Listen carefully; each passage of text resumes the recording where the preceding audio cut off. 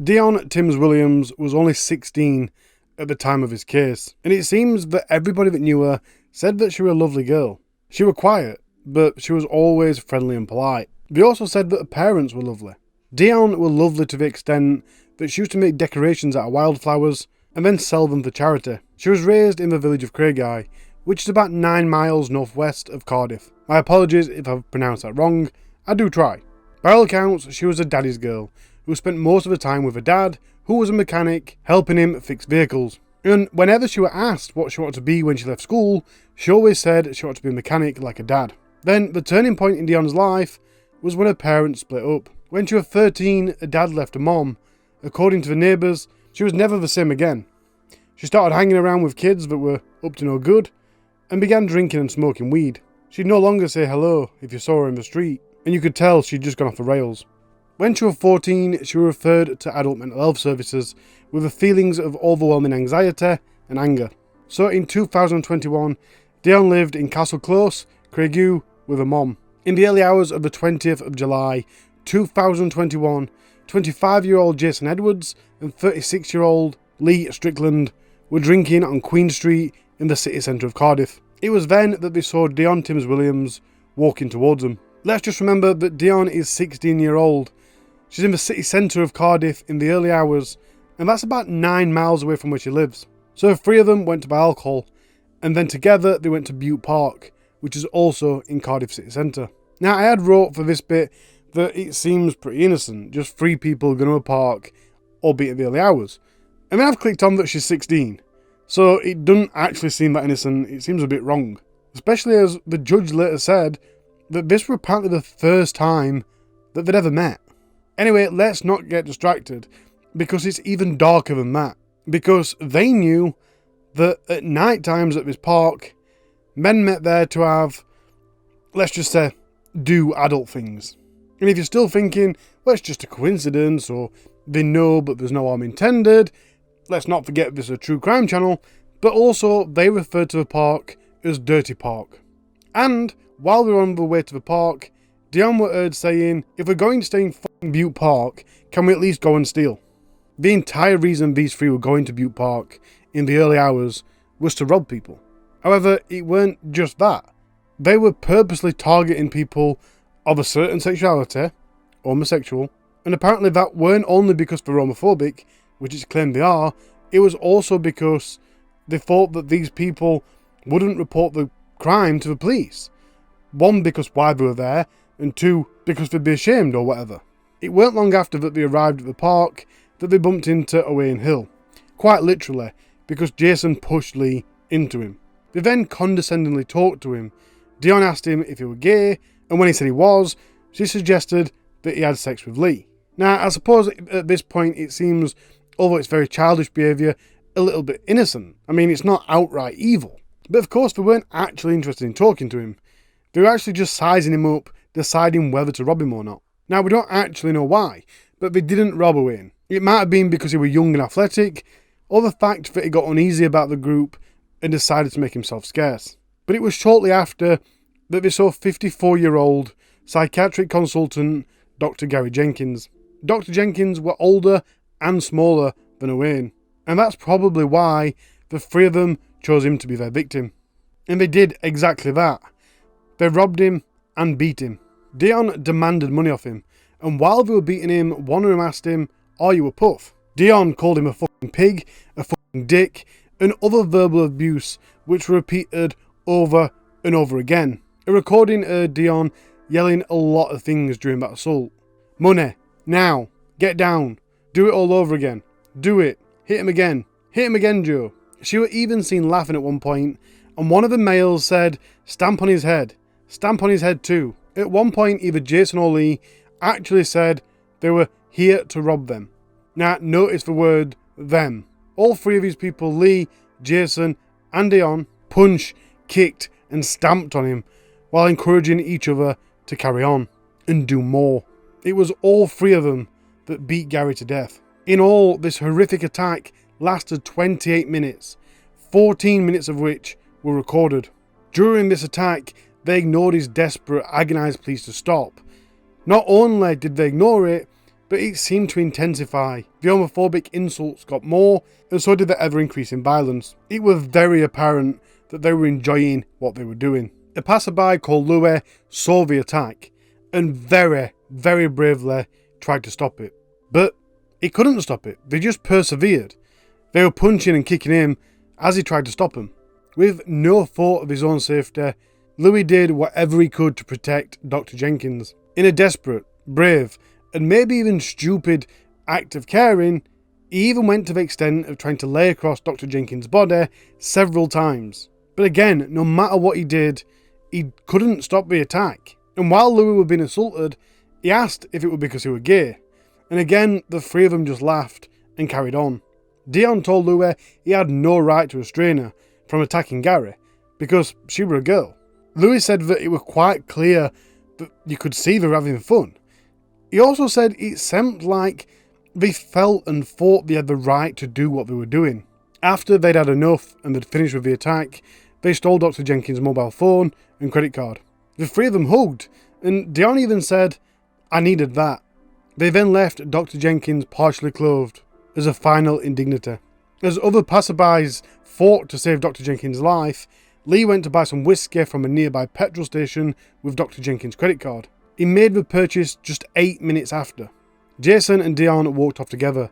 They had Dr. Jenkins' mobile phone, and they separated with a hug and a kiss. Dionne then casually, without a care in the world, made her way to a friend's house, stopping off at a petrol station to recharge her phone. At 2 a.m, a mom texted her saying, "Do you want picking up? Kiss, kiss." She replied, "No, I'm okay, thanks." Apparently, she went home the day after. Jason and Lee had reunited on Queen Street, where they'd previously met Dionne. While there, they shared the drink that Lee had bought on Dr. Jenkins' card. Dr. Jenkins, on the other hand, had been rushed to the University Hospital of Wales, but 2 weeks later he died of an unsurvivable brain injury. His long list of injuries included several bleeds to the brain, a fractured jaw, a broken nose, swelling to the skull, and multiple rib fractures. Thankfully, Jason and Lee were arrested shortly after the attack. Here's some of the body cam footage. Foster. And therefore Lincoln. Lee, what's your date of birth, mate? 11/6/85. 11/6/85. Yes.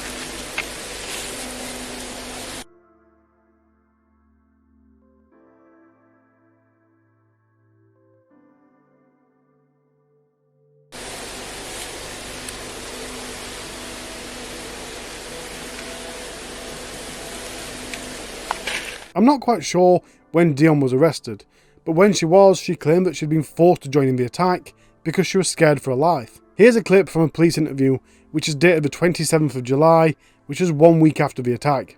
Just take note of how she's wrapped herself in a blanket to try and make herself look innocent. Okay, right. In this in the storyboard that we've got, there's several photos of you as you accept in your statement you are a female one.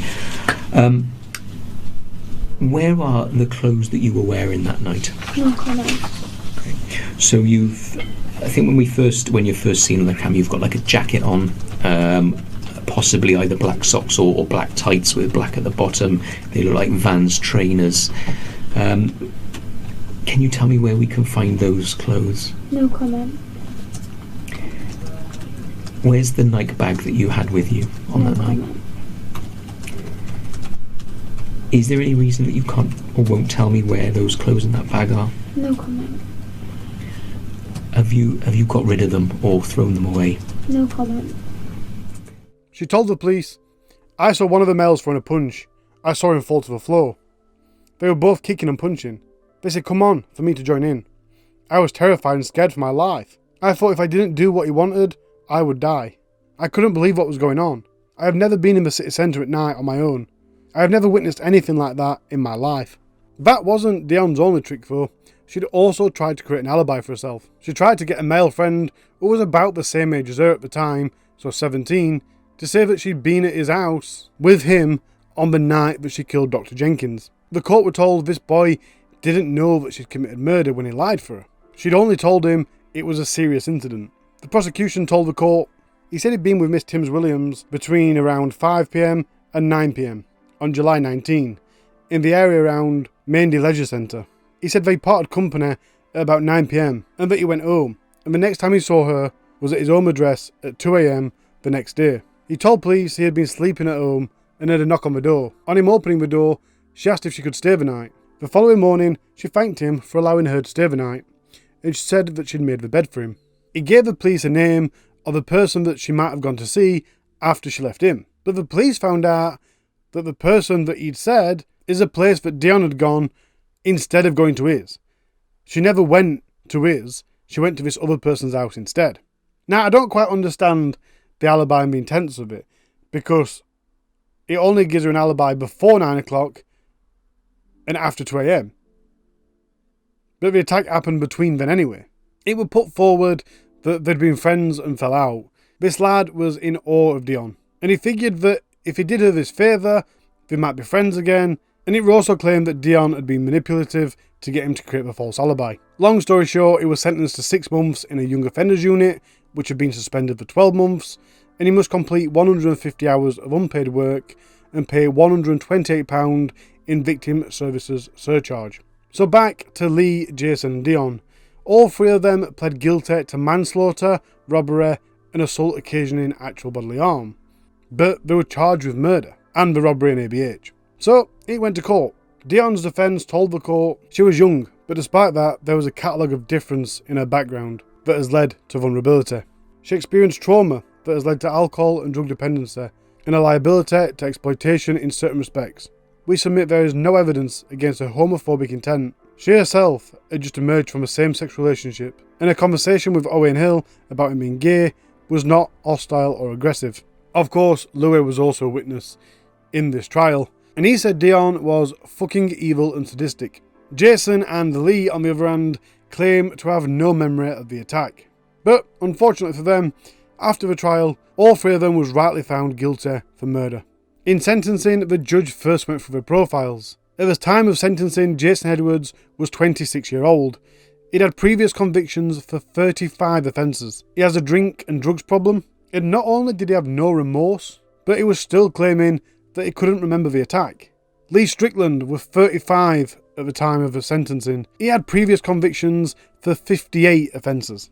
He was found to have alcohol dependency syndrome and depressive disorder. He's never worked, and he has on-off relationships with women who he routinely assaults when he's drunk. He too was deemed to have no remorse. However, despite them both having these huge rap sheets, this was the first conviction for them in regards to serious violence. So, Dionne Timms-Williams. As I previously mentioned, she was referred to adolescent mental health services when she was 14 because of the overwhelming anxiety and anger. She also had a caution from the police in 2019 for possession of a blade. Psychological and psychiatric reports said that she had borderline personality disorder. And although she had said sorry for what she'd done, the judge said that there were no evidence of real remorse. And as I said before, this is a point where the judge said that the night of the assault was the first time that Dionne had met these 2 men. And he went on to say that how can just meeting somebody turn out like this? He said it a lot more elegant, but it is incredible to think of. A 16-year-old in a city centre meets 2 guys, they pass her a beer, and this happens. The judge then moves on to sentencing. For Jason and Lee, the minimum starting point of their sentencing was 30 years. That was due to it being a murder for gain and done because of Dr. Jenkins' sexual orientation. It was also said that although the pair enjoyed their roles in the murder, it didn't amount to being sadistic in the eyes of the sentencing guidelines. The aggravating factors were the sustained ferocity of the attack, the fact that it was a joint offence, the contemptuous way that they'd left Dr. Jenkins to die, and the fact that they'd assaulted Louis when he was trying to stop the attack. For Lee and Jason, there was no mitigating factors. They were both sentenced to life in prison with a minimum of 33 years, 10 years for robbery and 4 years for ABH, both to run concurrently. Because of Dionne's age, her starting point was of 12 years of detention. The aggravating factors for her were this was a murder for gain, again aggravated by Dr. Jenkins' sexual orientation, the ferocity of the attack, the assault on Louis as he tried to stop the attack, the fact that it was a joint offence, and the way that Dr. Jenkins had been left to die. For mitigating factors, the judge recognised her age at the time, being 16-year-old. And although she didn't have a mental disability which reduced her culpability, the psychiatric and psychological reports were taken into account, which reduced the sentence by 2 years. I don't think her age should have come into it, because that's the reason she's getting a lesser term anyway, so surely that's overcounted. But anyway, I'm not a judge. Dionne was sentenced to a minimum of 18 years. 5 years for robbery to run concurrently, with no separate penalty for the ABH, because it apparently reflected in the minimum term for the murder. Dr. Gary Jenkins was a father of 2. He lived alone in Cardiff after separating from his wife 6 years previous. His wife said, "As a family, we're devastated to learn about what happened to Gary, as he was such a kind soul who would not hurt anyone. Gary was smart and funny, and the heart and soul of every party. After seeing Gary in hospital unconscious and unrecognisable, we have all had to face up to the nightmare of what happened to him." She also said that her husband always went the extra mile for his patients, and he was a humane, kind and compassionate doctor. He was an incredibly generous and creative man with only good intentions. That's all I've got for you. This case seems to be a short one, and if it turns out to be a short one, I am really sorry. But I couldn't not cover it. It's been on my list of cases to cover for a long time, and I'm trying to get through that at the minute. That might be why there's a few shorter ones knocking about. If any are too short, I'll comprise them into a video of 3. But I couldn't not cover it just because of how insane this case is. Everything from the top down. The fact that everyone says growing up this girl was such a lovely girl. The fact that at 16-year-old she was 10 miles away from home in Cardiff city centre. She met 2 blokes who were 10 and 20 years older than her. They embraced her and gave her a can. By the looks of the footage that you've seen if you watch on YouTube, they were drunk when she approached them. And then they took her into a dark park. What's all that about? But the reason they went into that dark park was to assault and rob other people. This case just doesn't make any sense. And if you've seen the video on YouTube and you're not listening on the podcast, you'll have seen Dionne's face, a mugshot. She is so arrogant and seemingly proud of what she's done. How does somebody that everyone says is such a nice person turn out to be like that? It's mind-blowing, heartbreaking, and soul-destroying. My love goes out to Gary's family and his children. Nobody should have to suffer that kind of pain and loss. All I'm saying is, I love you. Take care of yourselves, take care of each other, and I'll see you next week. Bye.